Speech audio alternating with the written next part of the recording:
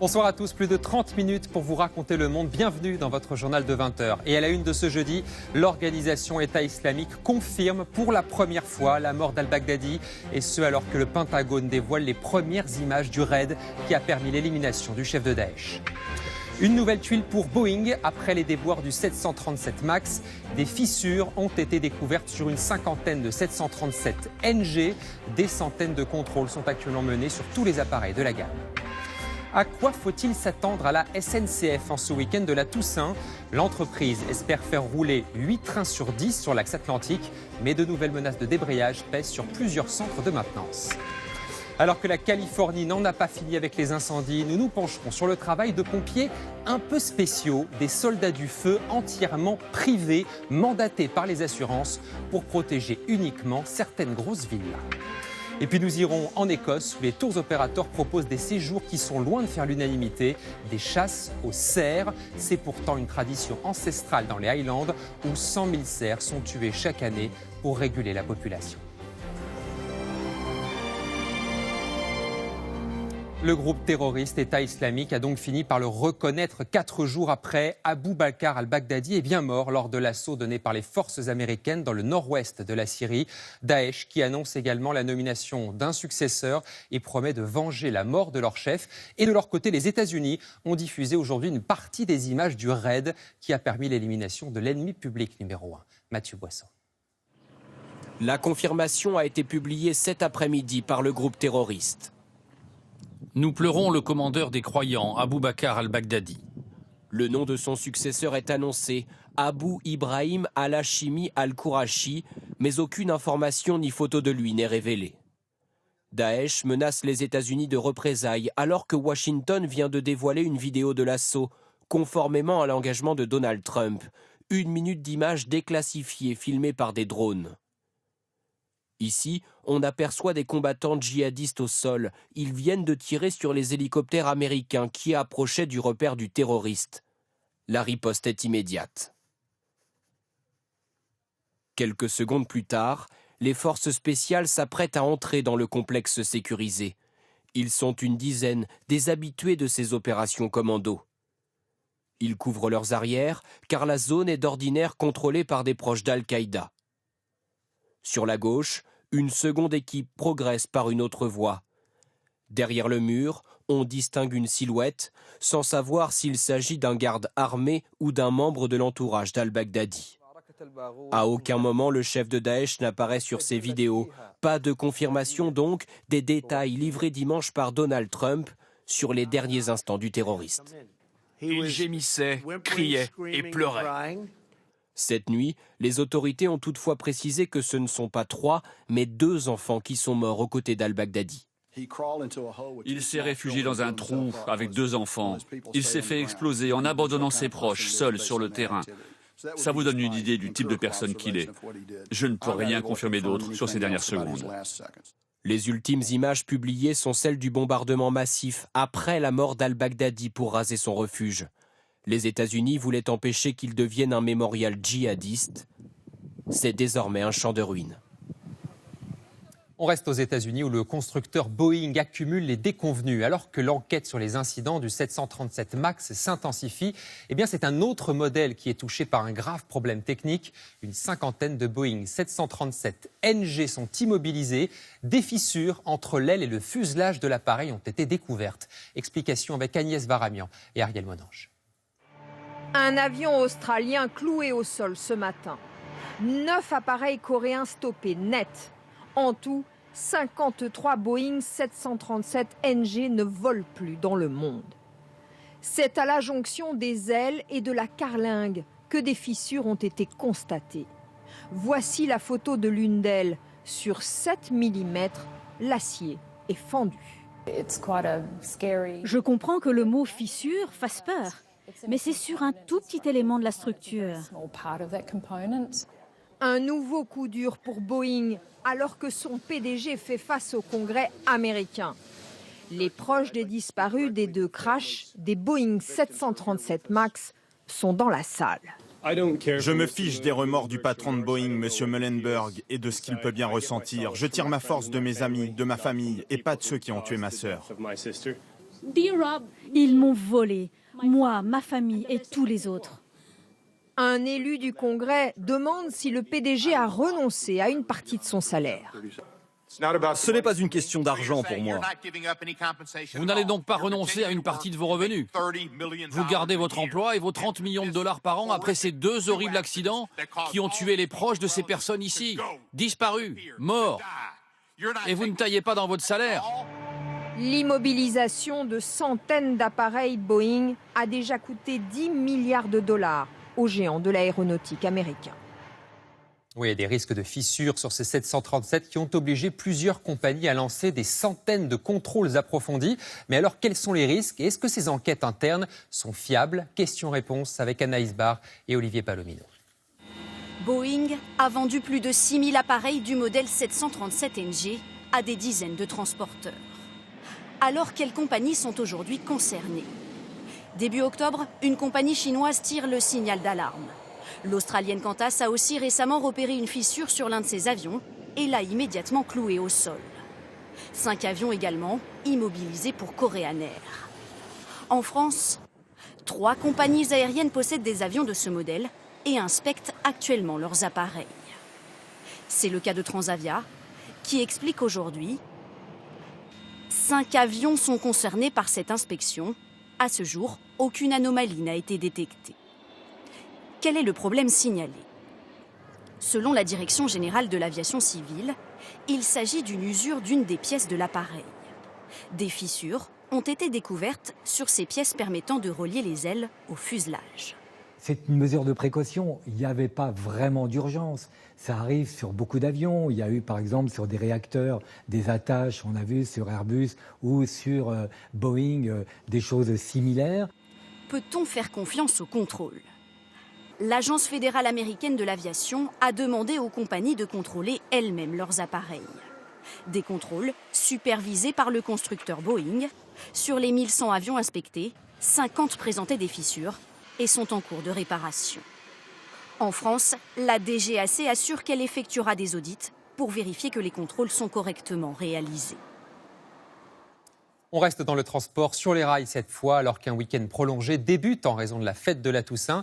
La SNCF affiche un objectif pour les lignes atlantiques, faire rouler 8 trains sur 10 dès aujourd'hui. Alors une de nos équipes a vérifié ce qu'il en était sur la ligne entre Paris et Nantes. Julien Bigard, Benjamin Poulain et Nicolas Vidard. Prendre le train pour Rennes malgré la grève, notre défi commence plutôt mal. Train complet, train supprimé. Aucun train à la vente de la journée. C'est impossible d'aller à Rennes. Pas le choix, il va falloir tenter notre chance sans billets. C'est complet, donc on peut pas passer... Non, du tout. Vous n'êtes pas les premiers à l'avoir demandé. Échec cuisant, le stress commence à monter. Nouvel essai sur un autre TGV direction Nantes. On aimerait un billet parce qu'on n'en a pas, on a absolument besoin d'aller à Nantes. Vous allez au bar, on va vous faire ça. Victoire, direction le wagon-bar, où, surprise, nous sommes bien loin d'être les seuls. Mesdames et messieurs, veuillez nous excuser pour les conditions dans lesquelles vous voyagez. Des dizaines de personnes debout, entassées ou par terre.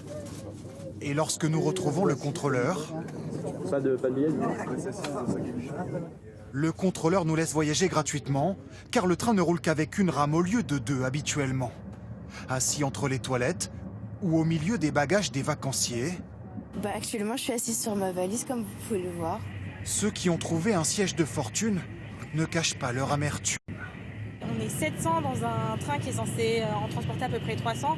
Donc on est presque 300 personnes debout. Le confort et la sécurité SNCF, c'est très limité. Après 2 heures de voyage chaotique, certains passagers font part de leur dépit. Vivement la privatisation. Que les Anglais, que les Italiens... que les Allemands viennent au secours. Pour notre part, il nous reste encore un TER pour rejoindre Rennes, notre destination finale. Notre temps de trajet aura été multiplié par 3. Et la grève pourrait s'étendre dans les heures qui viennent. Victor Frédéric, vous êtes gare Montparnasse. Alors à quoi faut-il s'attendre ce week-end, Victor ? Eh bien, ce week-end, les perturbations devraient rester limitées à l'axe atlantique où 8 TGV sur 10 devraient circuler jusqu'à dimanche. C'est le résultat d'une grève qui dure depuis maintenant 10 jours sur le technicentre de Châtillon. En revanche, le mouvement ne devrait pas s'étendre pour l'instant, même si un peu plus tôt dans la journée, 2 autres technicentres parisiens auraient débrayé l'espace d'une courte durée selon les syndicats. De son côté, la direction de la SNCF se veut rassurante à la veille de ce week-end de grand départ. Elle assure qu'aucune nouvelle perturbation n'est à prévoir pour l'heure. Merci Victor, et c'est dans ce contexte de grève qu'une page se tourne à la SNCF. Demain, après 11 ans passés à la tête de l'entreprise, Guillaume Pepy va passer la main. Les partisans comme les détracteurs du PDG sortant s'accordent sur un point. Jamais un patron de la SNCF n'aura autant transformé l'entreprise. Camille Gutin s'est donc glissée dans la tête de Guillaume Pepy. Dans la tête de Guillaume Pepy, il y a une armoire normande, des canetons et un avion Air France.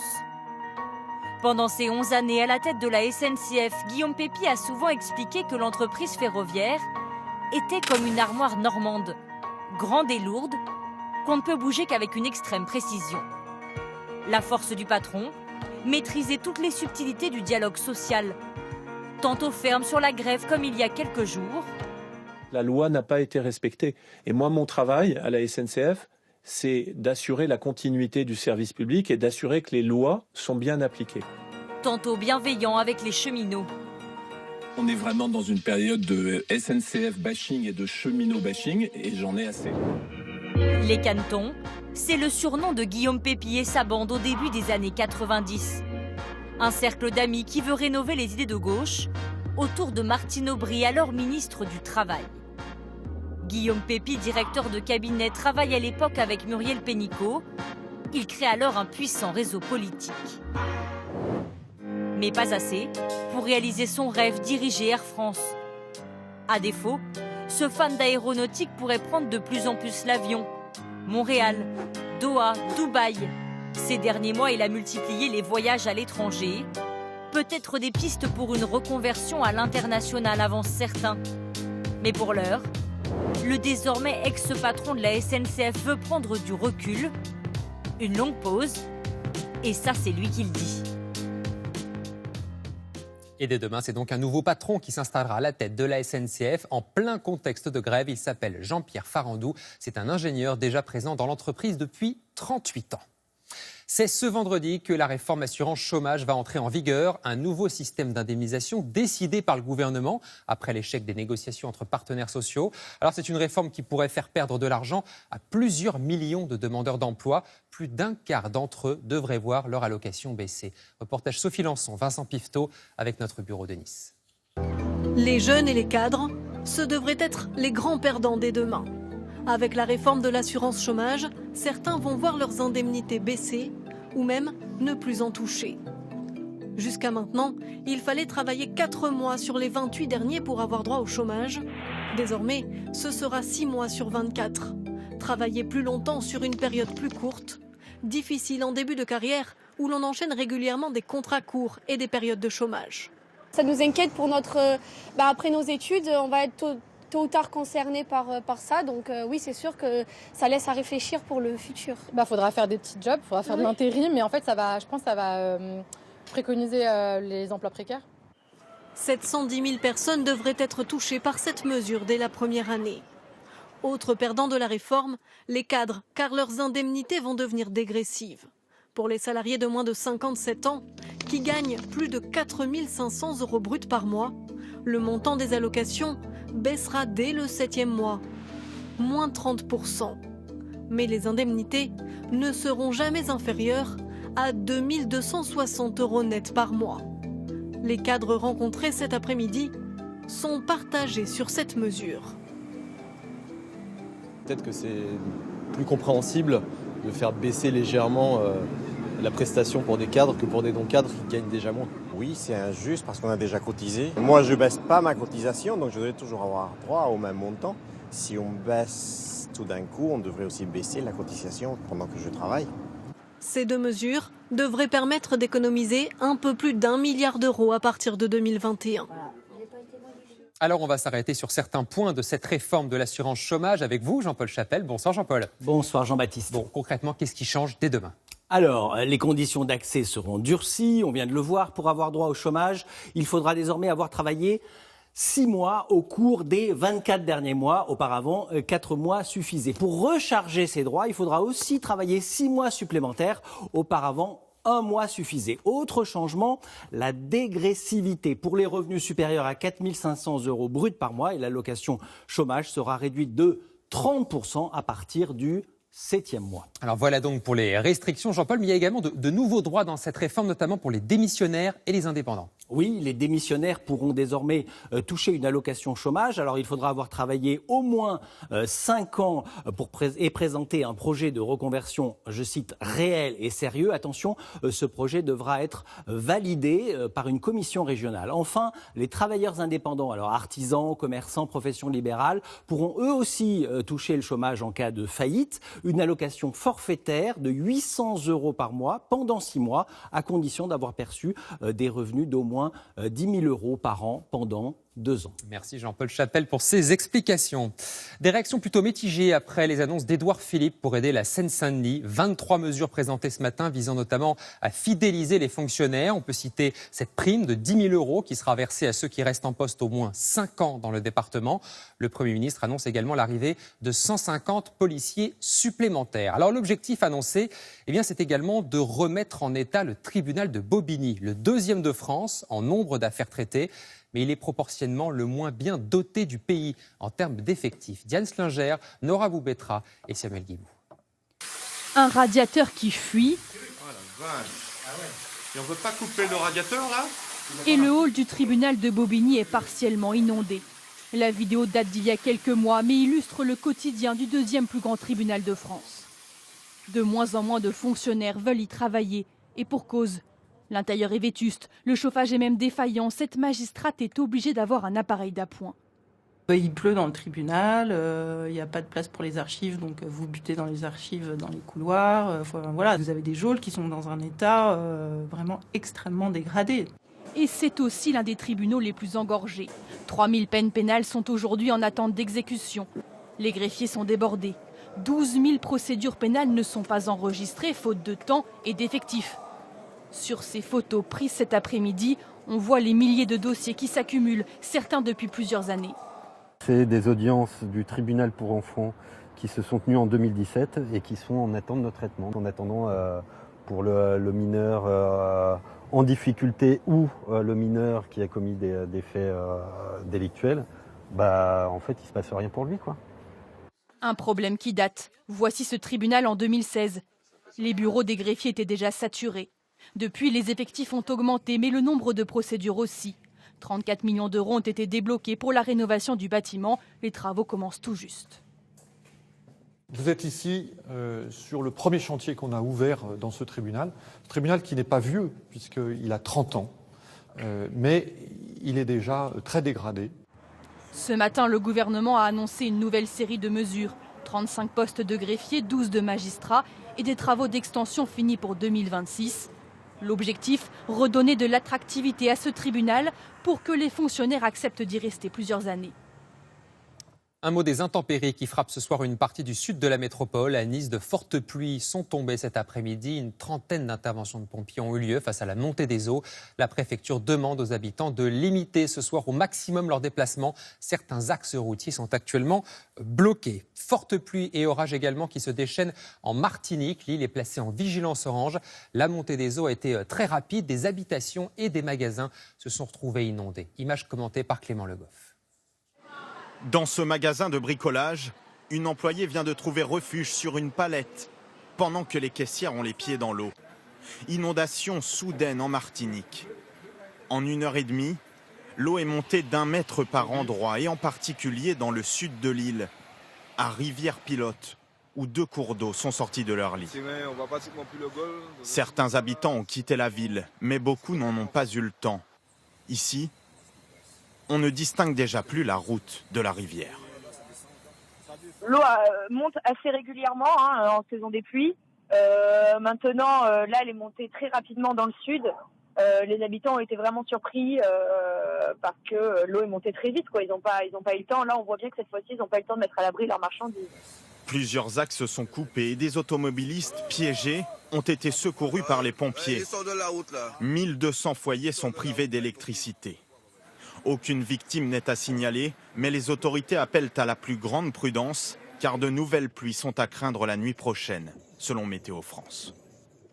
En Californie, au contraire, ce sont les incendies qui continuent de ravager une partie de cet État américain. Plusieurs nouveaux feux se sont encore déclarés aujourd'hui, notamment à San Bernardino, à l'est de Los Angeles. Des milliers de personnes ont de nouveau dû être évacuées. Et si les classes moyennes devront attendre le passage des pompiers pour protéger leur maison, eh bien, ce n'est pas le cas des plus fortunés. Des pompiers privés ont fait leur apparition pour s'occuper uniquement des luxueuses villas. Loïc Delamornay et Fabien Fougère ont passé une journée avec ces soldats du feu, version privée. Ils passent tous les barrages de police sans aucun problème. Puis délaissent les positions tenues par les autres pompiers. Car ces pompiers-là ont une mission bien précise et exclusive, intervenir à cette adresse. Le feu est juste derrière, à quelques dizaines de mètres. Mais contrairement aux pompiers officiels, eux ne vont braquer leur lance que dans une seule direction. Les services de l'État, eux, ils gèrent le gros incendie. Notre seul but à nous, c'est de sauvegarder cette maison et éviter qu'elle brûle. Ken Kirk et son coéquipier sont des pompiers privés. Leur véhicule porte le logo d'une entreprise. Ils sont bien équipés. Sur le terrain, difficile de les différencier. Ici, les pompiers privés portent un pantalon noir. Les pompiers de l'État de Californie arrivent derrière en pantalon jaune. Leurs consignes sont claires, protéger les maisons de leurs clients uniquement. Si la maison d'à côté brûle et qu'elle risque par effet domino de contaminer la nôtre, oui, on agira chez les voisins, mais sinon, on ne fera rien. Il faut être client pour être protégé ? Oui, on est mandaté par les compagnies d'assurance. On n'interviendra que pour les gens qui ont payé. Ces pompiers privés, parfaitement légaux, existent depuis des années. Leur activité est devenue plus publique et polémique lors des précédents feux de Californie l'an dernier. Une escouade de pompiers privés avait alors sanctuarisé la maison à 50 millions d'euros du rappeur Kanye West et de Kim Kardashian. Sur le terrain, les privés cohabitent avec les pompiers officiels en se calant sur leur fréquence radio, mais les autorités sont parfois plus réservées. Je n'ai pas de contrôle direct sur ces gens-là et c'est un dilemme. Si jamais ces pompiers privés se retrouvent pris au piège par les flammes, je vais devoir détourner des moyens pour aller les sauver et ça va pénaliser ma mission première. Sur la colline en feu, Ken Kirk et son coéquipier ont réussi leur mission. Vous voyez, on a fait une ceinture d'eau autour de la maison et derrière. On surveille, mais je pense que c'est bon. Les compagnies d'assurance leur ont envoyé la suite du travail par ordinateur. Ces points verts sur la carte, les autres riches propriétés du secteur à protéger. Ils ne s'arrêteront pas dans cette rue. Ici, les habitants ne peuvent pas s'offrir leurs services. Mais cette inégalité de traitement ne choque pas dans une Amérique où la sélection par l'argent est la règle. Ici, tout s'achète. Si vous voulez un extra de protection, il faudra payer. Mais heureusement, ces hélicoptères bombardiers d'eau sont du service public. C'est déjà ça. Engager ces pompiers privés coûte cher, environ 8 000 € de plus par an pour souscrire à une police d'assurance qui permettra d'envoyer ces agents très spéciaux. Mais ça reste rentable, surtout pour les riches propriétaires de Los Angeles ici, plutôt que de voir leur propriété partir en fumée. Et c'est un bon business aux États-Unis. Il y a actuellement plus de 200 compagnies et plus de 12 000 pompiers privés dans le pays. L'Europe sera bien approvisionnée en gaz russe via la mer Baltique. Après des années de procédure, le Danemark vient de lever le dernier obstacle en autorisant la construction d'une partie de ce gazoduc géant. C'est un projet d'une dizaine de milliards d'euros qui va permettre de relier l'Allemagne à la Russie. Un chantier pharaonique suivi par Laurent Desbonnets et Brice Boussoir. 60 navires mobilisés 24 heures sur 24, d'un bout à l'autre de la Baltique. Le gazoduc Nord Stream 2, 1230 km de tuyaux à installer entre la Russie et l'Allemagne. Pourquoi ce chantier hors norme? Quels intérêts hautement stratégiques? Exceptionnellement, nous avons pu filmer ces gigantesques travaux en mer et sur terre. Tout commence sur la côte, près de la plage. 7 hectares de sable transformés en terminal géant. C'est ici qu'arrivera le gaz en Allemagne. Ici, on prépare les fondations. On a déjà coulé une dalle de béton. Un chantier qui mobilise jusqu'à 500 personnes. 55 milliards de mètres cubes de gaz doivent arriver ici chaque année. Alors tout est démesuré, comme ces robinets. Cette valve de sécurité peut se fermer en seulement 1 minute. Ça pèse environ 100 tonnes. Et le chantier avance vite. Pour l'Allemagne, c'est stratégique. Le pays a un besoin urgent de gaz naturel pour compenser la sortie annoncée du nucléaire. Là, vous pouvez voir le bout du tuyau. Les raccordements sont déjà prêts pour acheminer le gaz vers les centrales thermiques aux 4 coins du pays. Un réseau terrestre installé au pas de charge, mais le plus dur reste encore à faire. C'est au milieu de la mer Baltique que se déroulent les opérations les plus complexes, sous haute sécurité. Sur l'eau ici, il y a plusieurs bateaux de surveillance qui patrouillent et empêchent les bateaux de s'approcher. Pas question de laisser s'approcher des curieux ou des militants écologistes opposés au projet. Et voici le bâtiment le plus sensible, une usine flottante. 165 mètres de long et à l'arrière, on distingue ce tube d'acier et de béton. Des portions de 12 mètres de long sont assemblées, soudées sur cette plateforme avant d'être déposées jusqu'à 200 mètres de profondeur. Une opération très délicate, le chantier avance d'environ 500 mètres chaque jour. Et pourtant ce gazoduc, beaucoup n'en veulent pas. Plusieurs pays refusent de le voir passer dans leurs eaux territoriales. L'Estonie, la Lettonie, la Lituanie et la Pologne seront donc contournés. Car le chantier réveille les vieux démons de la guerre froide. La crainte de ces pays, que l'Allemagne se retrouve à la merci de l'approvisionnement russe, qu'elle ne puisse plus rien faire pour s'opposer à Moscou et protéger l'Europe de l'Est. Ça laissera ces pays sans défense face à une Russie agressive. Je pense que cette peur est logique parce que la Russie a été très agressive récemment, avec dans cette région des exercices militaires par exemple. Les institutions européennes et les États-Unis ont eux aussi pris position très fermement contre ce gazoduc. Des critiques ignorées par l'Allemagne, qui veut faire arriver dans ses tuyaux les premiers mètres cubes de gaz russe dès la fin de cette année.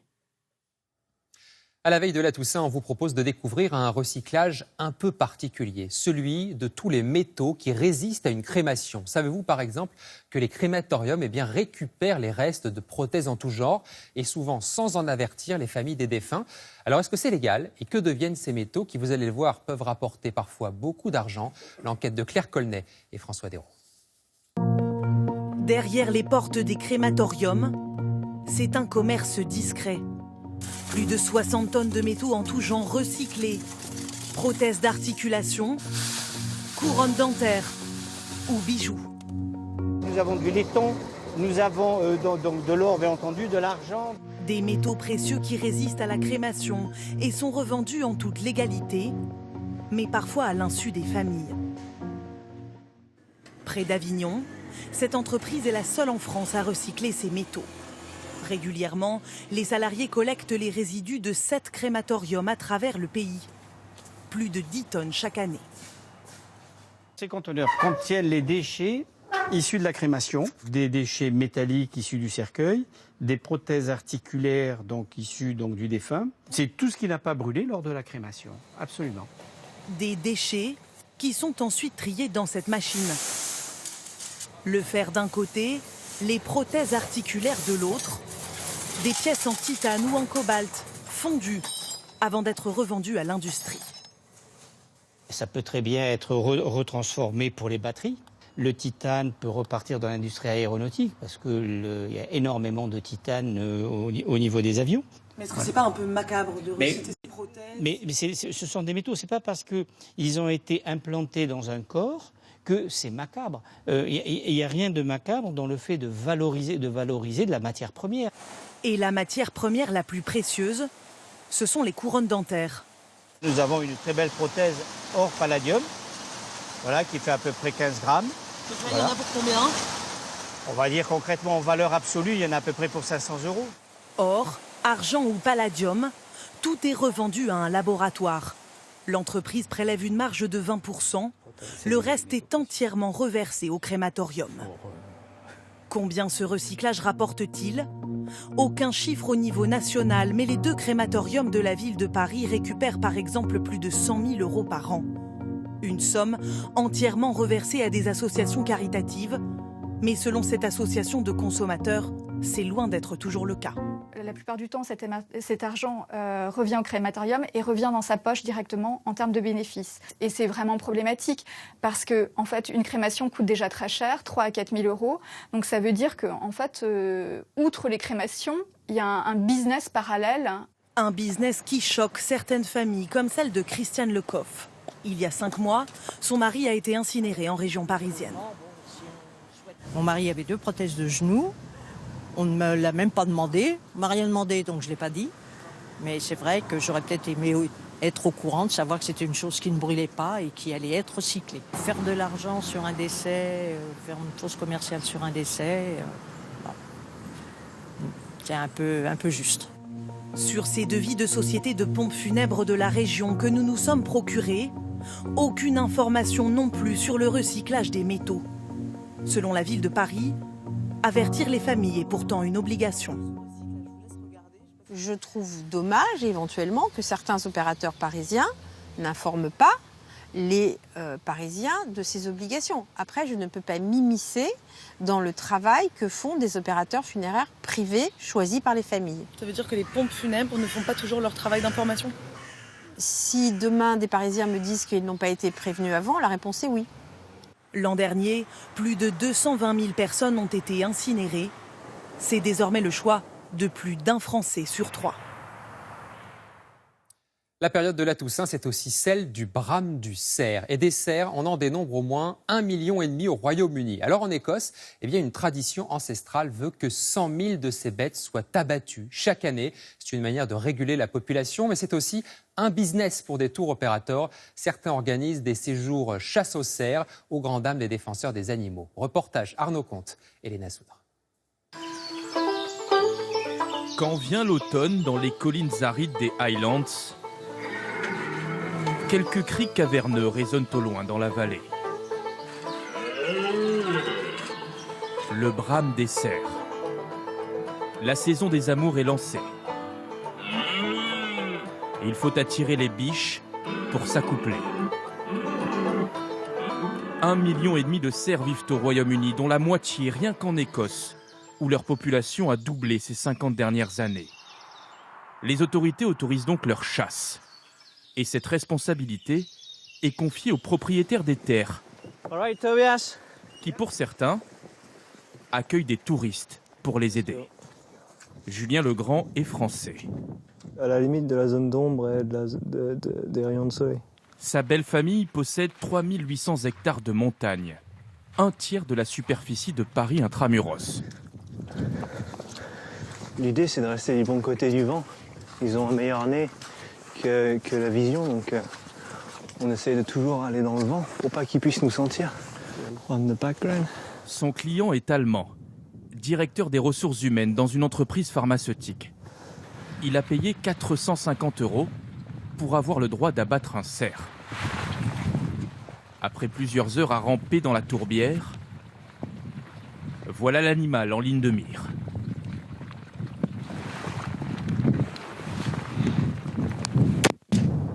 Tu l'as eu. Cela ne vous fait pas mal au cœur? Mal au cœur? Non. Au contraire, je suis rassuré d'avoir bien tiré et de ne pas l'avoir fait souffrir. Il est mort instantanément. Le cerf, là, il avait aucune idée qu'on était à 50 mètres. C'est la façon la plus humaine d'abattre une bête. Contrairement à la chasse à courre, contrairement à l'agriculture, aux abattoirs. Julien Legrand en tue une quinzaine chaque année sur son domaine. Jamais plus. C'est, dit-il, une chasse écologique pour préserver l'environnement que les cerfs détruisent petit à petit s'ils sont trop nombreux. Le but du jeu, c'est pas de tuer pour tuer, c'est une gestion durable de la propriété. La pression qu'il y a sur l'environnement, sur l'habitat, la bruyère qui disparaît, l'herbe qui disparaît, et puis aussi les gros troupeaux, quand ils se déplacent, il y a des effondrements des tourbières, et du coup c'est du carbone qui repart dans les rivières et qui repart dans l'environnement. Tobias, 100 000 cerfs sont ainsi abattus chaque année en Écosse. Les quotas sont fixés par le gouvernement. Et le Scottish Natural Heritage, l'organisme public chargé de la préservation de l'environnement, procède à un recensement précis. Des rencontres avec la population sont même organisées plusieurs fois par an pour sensibiliser. Vous voyez, elle n'a plus de ramifications et elle ne fait plus de fleurs. Elle est rigide, alors que naturellement, la plante devrait être abondante, comme ça. En Écosse, il n'y a plus de prédateurs naturels des cerfs, car le loup a disparu depuis des centaines d'années. Donc la régulation ne se fait plus toute seule. Si l'on n'intervenait pas, cela aurait un impact sur leur bien-être, car il y aurait trop de cerfs et plus de végétation pour les nourrir et à terme, beaucoup mourraient de faim. Mais certains habitants redoutent que cette chasse devienne à terme un business pour touristes, qu'elle ne soit plus suffisamment encadrée. À travers le monde, les gens chassent parfois simplement pour ramener un trophée. Et ce sport peut conduire à l'extinction de certaines espèces, comme les rhinocéros ou les éléphants. Il faut donc veiller à ce que ça ne devienne pas un commerce juteux. Pour le gouvernement écossais, la chasse aux cerfs est un enjeu économique majeur. Elle fait vivre de nombreux villages du nord de l'Écosse et générerait plus de 100 millions d'euros chaque année. Un mot pour vous dire que ce soir, vous retrouvez Anne-Sophie Lapix pour le Grand Échiquier, 4e numéro. Anne-Sophie sera entourée, entre autres, de l'acteur Fabrice Lucchini, de la mezzo-soprano Cecilia Bartoli, du célèbre pianiste chinois Lang Lang. Plein d'autres invités exceptionnels sont à retrouver, le tout accompagné d'un orchestre symphonique. Soirée exceptionnelle à ne pas manquer dans un instant sur France 2. Et avant de retrouver le Grand Échiquier et Anne-Sophie, vous avez rendez-vous avec le journal météo, Anaïs Baïdemir, suivi du feuilleton Ainsi Grand Soleil. À 23h, le journal de Patricio Lazon, c'est sur France Info. Demain et tout le week-end, vous avez rendez-vous à 20h avec Laurent Delahousse. Passez une très belle soirée sur France 2. Merci. Retrouvez toute l'actualité en continu sur France Info, Canal 27.